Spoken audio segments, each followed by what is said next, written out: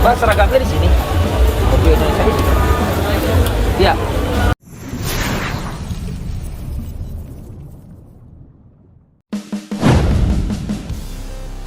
Kota Jepang dibuat macet kesekian kalinya. Ribuan supporter Arab Saudi dan Cina bergabung dukung timnas Indonesia kalahkan Jepang di kualifikasi Piala Dunia 2026. Tokyo, Jepang 10 Juni 2025. Langit kota Tokyo mendung. Namun bukan karena awan, melainkan oleh lautan supporter. Suasana ibu kota Jepang hari ini tidak seperti biasanya. Jalanan utama dari Shinjuku ke Ueno, dari Shibuya ke Asakusa, dibuat lumpuh total oleh arus besar supporter dari berbagai negara yang datang dengan satu tujuan, mendukung timnas Indonesia. Dalam sejarah sepak bola modern Asia, jarang sekali terlihat fenomena seperti ini. Ribuan supporter dari Arab Saudi dan Cina secara terbuka memilih mendukung timnas Garuda dalam laga krusial kualifikasi Piala Dunia 2026 zona Asia melawan Jepang. Fenomena luar biasa, aliansi supporter Asia untuk Indonesia. Sejak 2 hari sebelum pertandingan dimulai, Bandara Haneda dan Narita sudah disesaki pendukung-pendukung beratribut merah putih. Namun yang mengejutkan, ribuan supporter dari negara-negara rival Jepang seperti Cina dan Arab Saudi ikut bergabung dalam dukungan untuk Indonesia. Tidak tanggung-tanggung, bendera besar bertuliskan, One Asia, Beat Japan. Dikibarkan bersama oleh ultras dari Riyadh, Beijing, dan Jakarta di tengah jantung kota Tokyo. Fenomena ini bukan kebetulan. Ada rasa solidaritas yang dibangun dari sejarah panjang rivalitas masing-masing negara dengan Jepang di arena sepak bola. Bagi supporter Cina, kekalahan menyakitkan dari Jepang di berbagai level kompetisi, dari Piala Asia hingga SEA Games, membekas dalam ingatan. Sementara itu, bagi Arab Saudi, dominasi Jepang di tingkat Asia sering menjadi batu sandungan dalam usaha mereka menjadi hegemon utama sepak bola Asia. Kini, dengan Indonesia menjadi kekuatan baru berkat kehadiran para pemain naturalisasi papan atas seperti Victor Gyökeres, Tijjani Rejders, Ian Madsen, dan Pascal Struij, supporter Asia melihat harapan baru untuk menjatuhkan Jepang. Stadion Ajinomoto jadi lautan merah putih. Pemandangan luar biasa terlihat di Stadion Ajinomoto, Tokyo. Meskipun secara teknis pertandingan ini adalah kandang Jepang, suasana stadion jauh dari dominasi supporter samurai biru. Justru, atribut merah putih mendominasi tribun, bersaing dengan bendera hijau Arab Saudi dan merah kuning Cina yang berdiri sejajar dengan semangat persatuan Asia.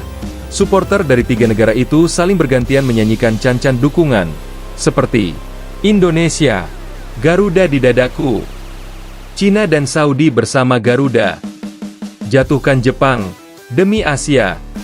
Bahkan ada momen mengharukan ketika ribuan orang menyanyikan lagu kebangsaan Indonesia, Indonesia Raya, dalam unisono, lengkap dengan lambaian bendera merah putih dari supporter non-Indonesia. Tokyo macet total. Polisi dikerahkan penuh.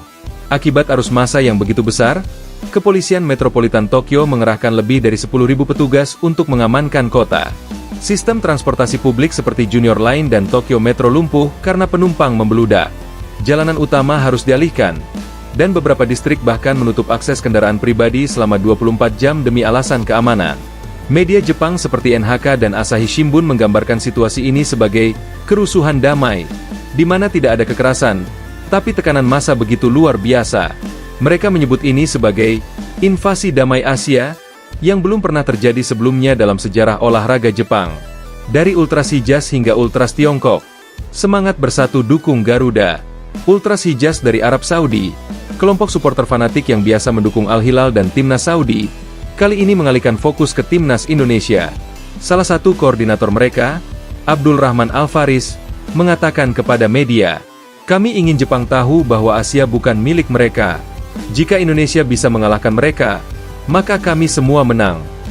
Sementara dari kubu Cina, pemimpin kelompok Beijing Iron Wall, Li Kang, membawa lebih dari 300 supporter yang menyanyikan chant khusus dukungan untuk Indonesia. Hari ini, Garuda bukan hanya burung Indonesia. Ia adalah simbol Asia yang haus keadilan. Timnas Indonesia, harapan baru Asia. Timnas Indonesia di bawah asuhan Patrick Kluivert bukan lagi tim penggembira.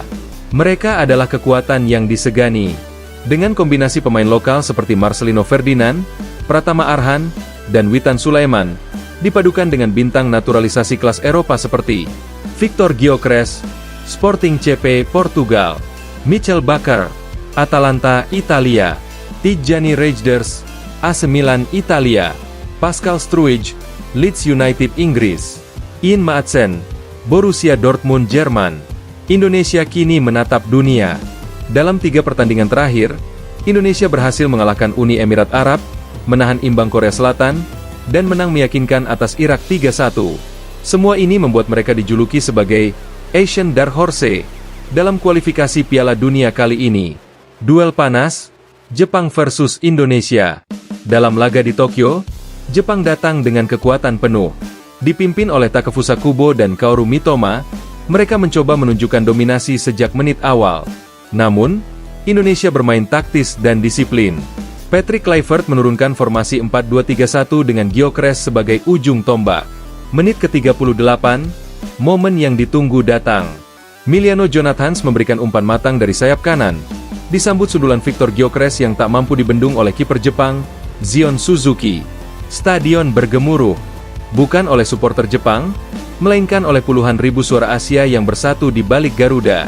Jepang menyamakan kedudukan di menit 61 lewat sepakan Mitoma, tapi menit ke-78, Pascal Struij menyambut sepak pojok Ian Maatsen dengan sundulan tajam yang kembali mengubah skor jadi 2-1. Skor ini bertahan hingga akhir pertandingan. Reaksi dunia, Indonesia dianggap penantang serius Piala Dunia. Media global bereaksi keras. BBC, ESPN, dan Sky Sports melabeli Indonesia sebagai tim paling mengejutkan di Asia. Kemenangan atas Jepang, ditambah aliansi supporter lintas negara, menjadi berita utama di banyak surat kabar. Bukan hanya menang di lapangan, Indonesia menang di hati Asia, tulis The Guardian. Sementara itu, komentator olahraga kenamaan, Gary Lineker, menyebut Indonesia sebagai tim yang tidak hanya naik level, tapi sedang memimpin revolusi sepak bola Asia. Dampak sosial, Asia bersatu lewat sepak bola. Bukan hanya skor yang jadi perbincangan, tetapi fenomena solidaritas antar bangsa Asia. Banyak analis sosial menyebut ini sebagai bentuk baru diplomasi publik, di mana negara-negara Asia menemukan kesamaan